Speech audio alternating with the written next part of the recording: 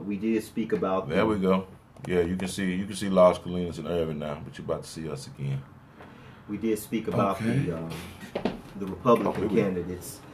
You have a few more, and it amazes Ben me. Carson is out. Who's still in? Or should I say, it doesn't? It never ceases to amaze me that for some reason they always make the race look interesting by throwing 5 or 6 people in the race, and some of them don't ever have a snowball's chance in hell of winning. So why in the hell are you out there in the first place? Contestant driven, like a show. Right, exactly. And I guess they get an opportunity, and some of their ideas are co-opted, and maybe they'll receive a.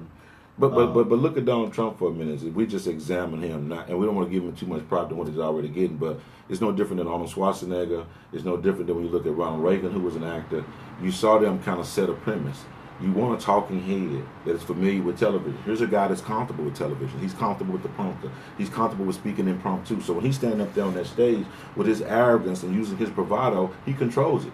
And when I talk about conditioning certain habits, people have been conditioned to see reality TV. You've been conditioned to see and hear words that you have been otherwise thought was, you wouldn't say this on national TV. Well, the narrative has changed, and theater says that it's okay. The narrative is changing on everything, you all. It's not just a man and a woman getting married anymore. You got men and men, women and men. The whole dynamics is changing, whether you like it or not. There is no more middle class anymore. There's no more, like I said, there's no more platforms for us to speak from our perspective anymore. All these things have to be taken under consideration as we begin to go forward. I think we had a whole dynamic. We're going into an Aquarian age. And I know we're talking about politics, but all of this counts. And Donald Trump I think, has been tailor-made just for this. Well, when we talk about that fourth branch of government, the media, that weapon, the weapon of choice, right? This is where your stars are created, okay? So you create stars, people that you quote-unquote call stars, and what you do is by default you also create a society of personality worshipers. So we have a star, quote-unquote, a star, and now we got the masses, are worshiping this personality. So even if Donald Trump sounds like a purebred Klansman, because some people like the way he said, "You're fired." Yeah. John, you're fired. Authority. Oh, I like him. I love that show. That's called redefining what's presidential. Yes. The authority. So, and we began to redefine what is presidential and start that shift towards stardom. The only one that I think actually, and I'll give him some credit, who is perhaps qualified because he's educated and he has a military background, out of the realm of stars, is Jesse Ventura. He's one of those ones that he won the governor of Minnesota, and of course former Navy SEAL. Former Navy SEAL. I'm gonna get a man his props. He's well read on the issues, and he appears to be presidential and qualified if he was ever to run, but. To my understanding, he's an atheist, so that would disqualify him in a Christian society. Is that you can't run for president? I wasn't aware of that. Is that supposed to be a disqualification? You can't be no Muslim either.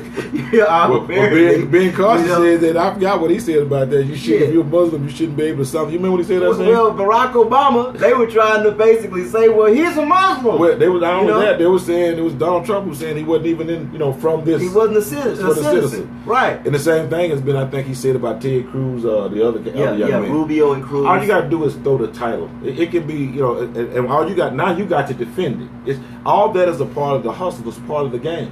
So now you got to defend the integrity of whatever doo-doo I've thrown on you. Yes, that's right. It distracts the people, and you all are watching theater, but your problems are not being resolved. And I feel like some doo-doo is going to be thrown on me. Definitely. But the personality worshippers, I wrote that down. That's deep. Personality worshippers. So as you're throwing the doo-doo on me, let me say in my own defense, I'm a sweet, loving, kind gentleman. However, when you fuck with me, when you fuck with my people, then you done crossed the line. I mean, this is what's been going on, since times immemorial. We have been the bottom rung. We have been at the bottom rung of society, the last man on the totem pole, and God, we don't even want to start. We don't want to get into we're not talking about history. We just gonna deal with politics, because if we start talking about the history of how we've been treated since we came to the shores of America, a lot of people may construe what they're hearing as anger. This is not anger. This is passion, and this is intelligence. I mean, how many times do you have to kick me in my ass, or do I have to watch you kick my brother in my ass before I take exception to it? Get the fuck on with that. Well, one of the things we got to realize is the expectation that we have from others we got to impose on each other. I talked about randoms of kindness that we got to be in to impose in our own community. Meaning do something for a brother and sister that maybe you wouldn't have done originally. If we keep on doing the same thing, expecting a different result, we are functionally crazy people that are functioning in the society. But we're still being misguided and led by a propaganda machine that we call the media. There is a reason why you don't have any anymore. So now we're utilizing the World Wide Web to be able to dialogue our feelings, our emotions, and some of our strategies as we move forward. And even with using this, as I speak to you, we still got to be careful, because the same people that orchestrated the system that has kind of funded our doom is still their platform. So their platform, I don't give a shit where you go. But this you know is what? Their platform. One thing that I ran into when I was talking to that young man that I introduced you to that day when we were out, I forget it, Richardson. He talked about the darknet and about all these, something similar to the internet that was in existence some time ago, that it was used by the United States Navy. So this thing, I'm learning more, that this internet has always existed in some type of form. And I think that there are ways that it still can be manipulated. And I'm starting to realize the more that we're on it, how, you can be called to the carpet for how you use it too. So just be mindful, you all. Don't get lulled to sleep because everything seems to be so simple and so easy. Anytime you easily let me into something, I'm a little uncomfortable. And with that being said, look, we've been talking about the 2016 election. There are a lot of politicians that are in there. I don't know who is still. I know Hillary Clinton and Bernie Sanders. It's down to those last two. It's up to you on how you feel about it. Some think that we're voting for the lesser of two evils. One is talking about democratic socialism, and one is talking about changing things so America be revitalized again. But in all terms, you all, it's the same suit, different tie.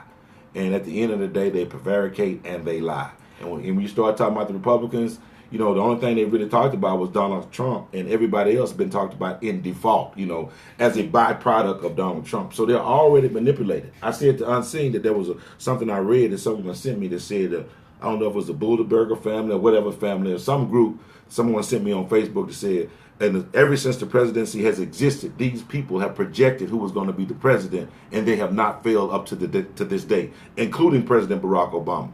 Well, according to that study last year, they said that it was going to be Bernie Sanders. Now, we don't know how true that is or if that's smoke and mirrors too. But with that being the case, all we can do is have a dialogue about it, do your own research. I got some information that was sent to me about the log cabin Republicans. I'm just going to leave it at that. Okay. Go look that up and find out Republicans. Go look that up, and maybe somebody could send us something on that as well. But I guess we're coming drawing down to a close. I want to get closing remarks. We got to be much aware of what's going on with this election, because what's in balance is us. If the 1965 voters registration or the voters' right is being almost appealed, you damn near now got to come in almost perfect just to vote. Remember, we used to have to come in and tell you what was all the presidents that was in history, what their names was, and all those things. And if you couldn't answer those questions, you couldn't vote. And now y'all can come in with my ID and they can say the wrong things wrong with my ID and I can't vote now. They have just transferred the process to a different element now. Well, so we got to be careful with that. Definitely. I feel like, I see white America using its platform to advocate for, let's say this, white powerful America, because there's some other white folks out there that they ain't got no more power. I want to kill that illusion. We say that sometimes. We think that all white people got power. Well, no. Right. White people on the middle class, they don't even consider you being white. That's right. You understand me? I done worked in all your communities. Yeah, and for those of you who don't know, probably 50% of the clientele I work with are white parents who have white children who've gone astray, because 72% of the music they listen to is the rap music that their fathers and grandfathers has allowed to be on the airway, and has it affected their minds just like it has affected ours.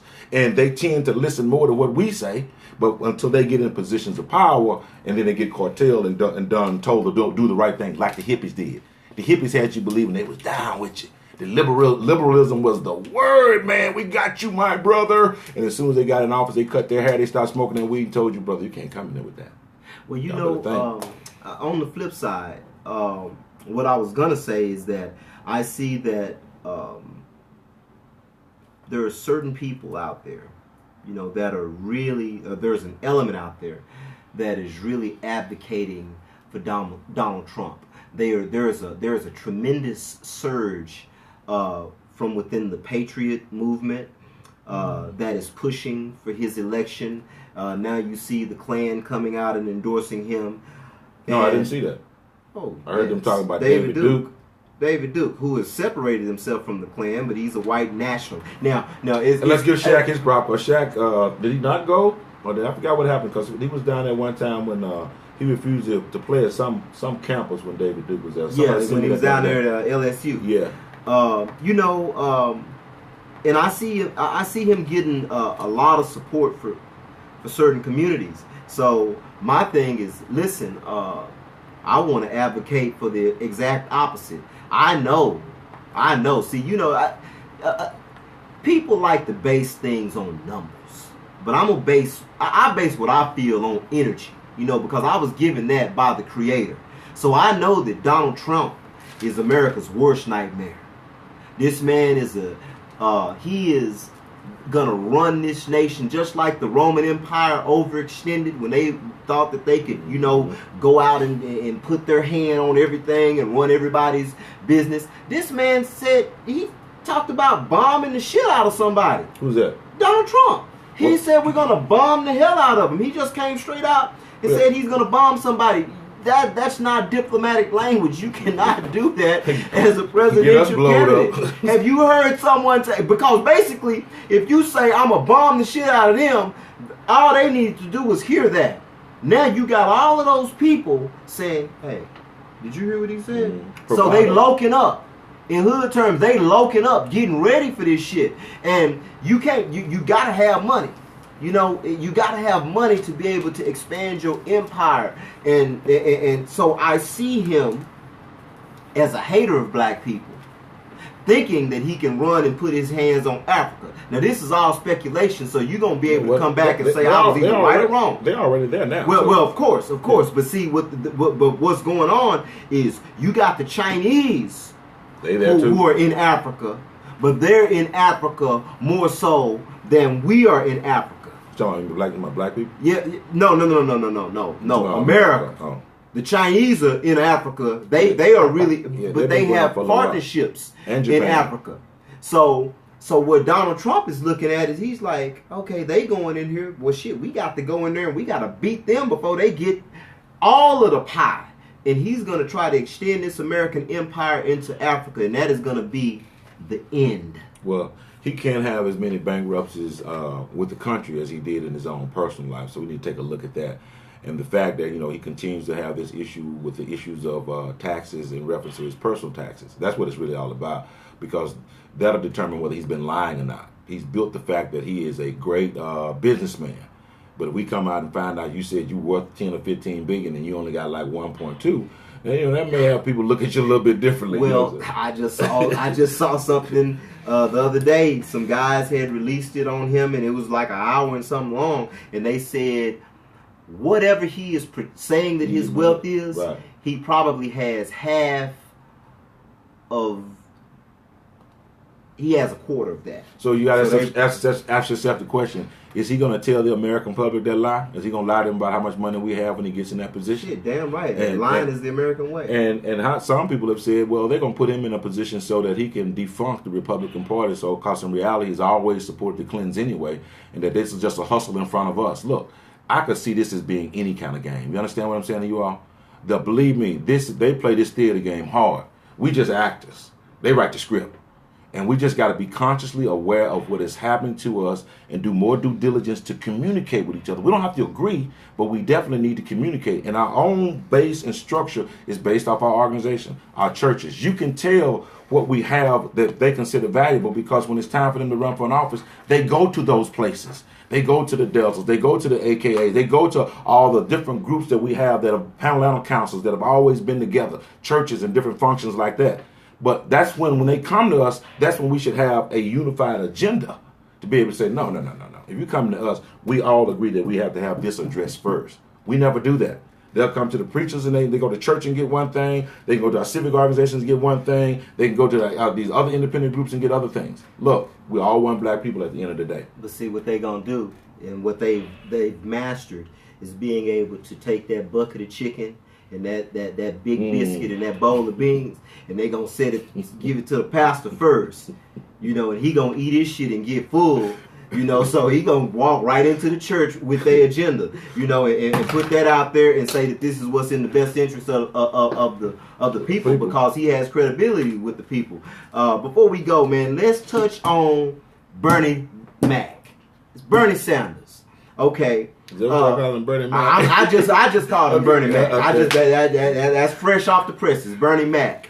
And the reason too black, we ain't trying to get voters for. Well, the reason why I ain't against him or for him. I'm just talking about. But I like him. I'm gonna say, see, just like I said, the hell with Trump, the hell with Hillary. I like Bernie. Well, tell me why you like Bernie. I like Bernie because first I was pissed because he didn't pick up on the issue of reparations. Okay. So I was like, come on, man, you just like the rest of these white boys, but.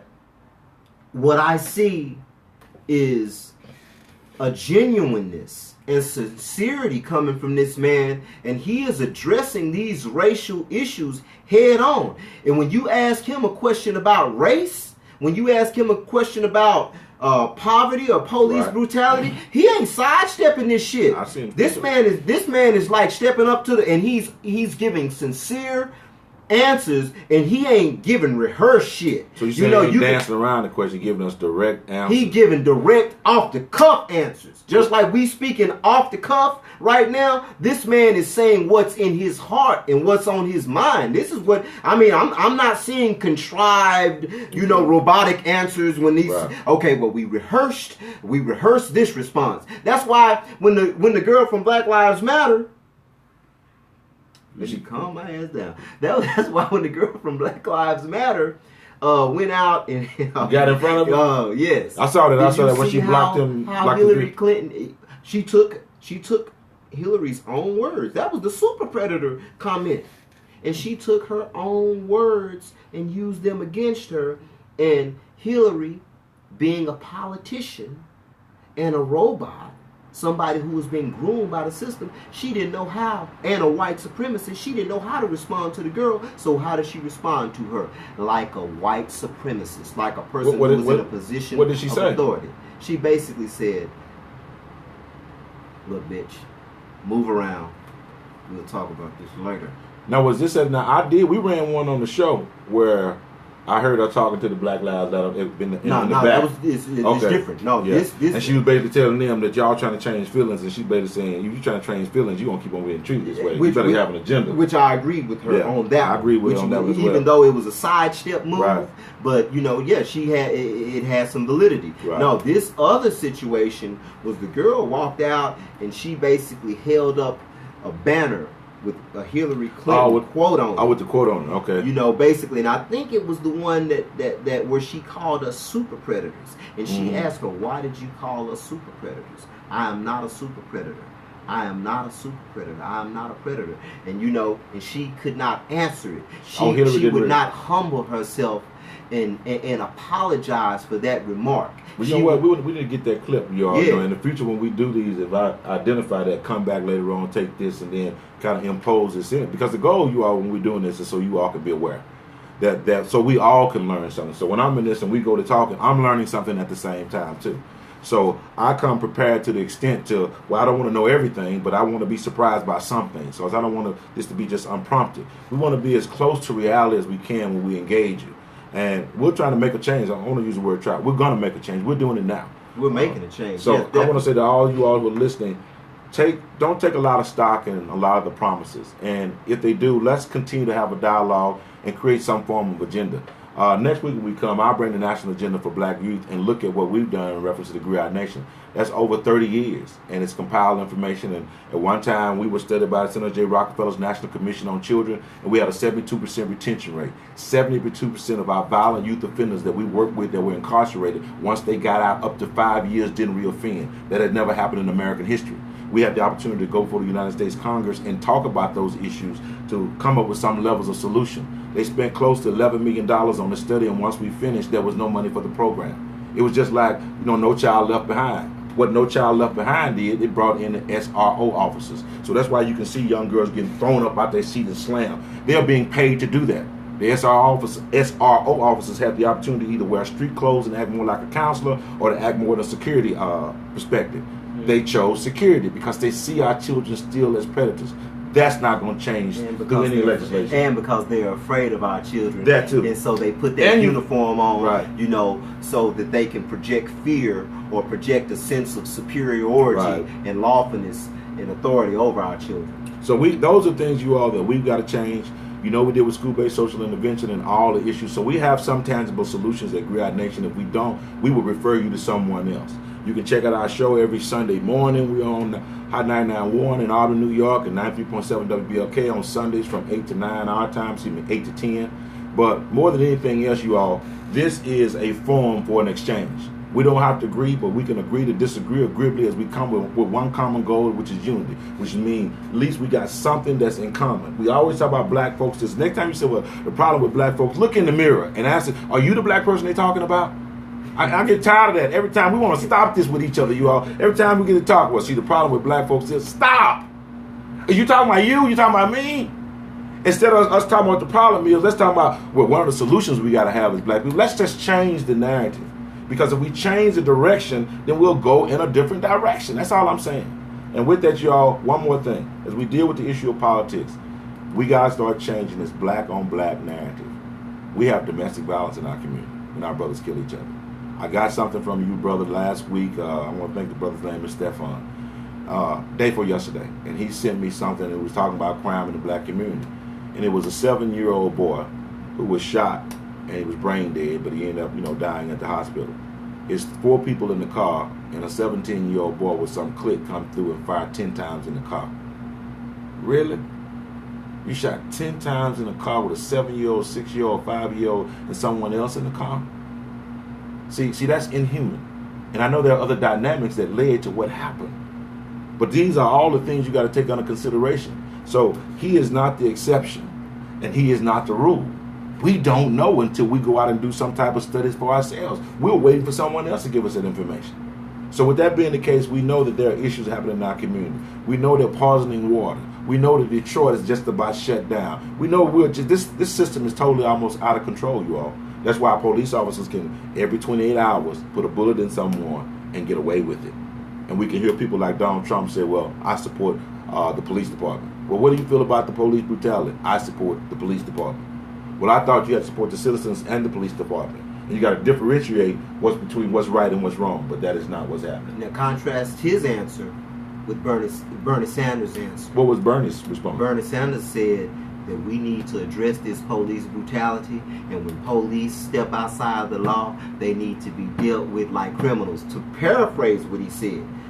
You know what I mean? And This is just off the cuff, like when you and don't get the officer treatment. That's what's got to happen. We got to not give them the officer treatment. I remember when my father was alive and still a police officer, there was an issue when they were talking about passing a law that says that if you kill a police officer, even if it's in the line of duty, accident, what have you, then you automatically get the death penalty.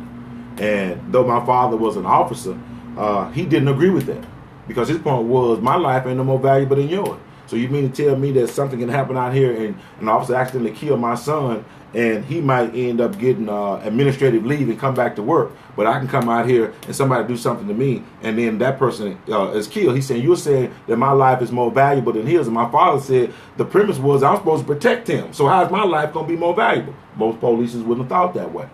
So all life, I think, has the same level of value. But I believe that we give too much to the police department because, as Unseen said, I'm going to stop just saying the police department, but the system of policing that we have accepted that allows Anglos to get away with more than what anyone else does. Because believe me, if a black male was killing a white young man every 28 hours, and that white young man was unarmed, you can rest assured this situation would change. It would change. I'm not even. You can't even imagine that. Yeah. You see, for every light post and lamp post you would see a black man hanging.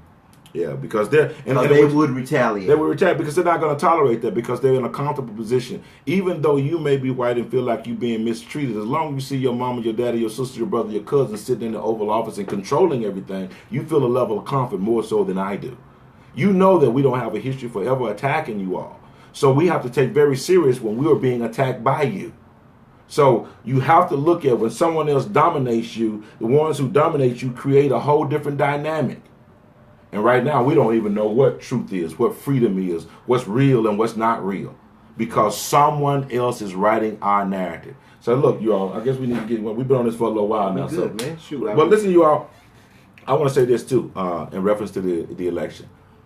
We need to, some people say we have the right to vote, and you shouldn't. If I got the right to vote, that means I got a right to choose whether I want to vote for you or whether I don't want to vote at all. That's my right. Don't sit up and call me no coward because I chose not to use my vote to vote for the lesser of two evils. Well, you say, well, then if you don't vote, you don't have a right to say anything. Well, my right as an American citizen say I can say whatever I want to say, whether I vote or not. That's why we call those rights. Freedom of speech. So the question we got to ask ourselves is, what does that freedom stop? Does it stop when I get in the car if I say the wrong thing to the police officer? See, that freedom of speech is tainted. That freedom of speech comes with options in it. And many times you don't have to suffer the option if you're Anglo, because many times for us that means death. So I want to have, if any right that I want to have, and I want to talk about in this election is, at least while we're out here working, struggling for survival, trying to live, pay taxes, and do all the things that everybody else does, there's no reason that me, my brother, my sister, or anyone else should risk being killed by the very police officers that we pay taxes to serve and protect us. With that, y'all, we'll holler back at you all next week. It's your man, Rashidi of the Great Nation, asking everyone to connect with us on social media, like, follow, and subscribe at Great Nation Radio on Facebook, YouTube, and Instagram. Holler at y'all. Follow us Deuces. on Twitter at Great Radio.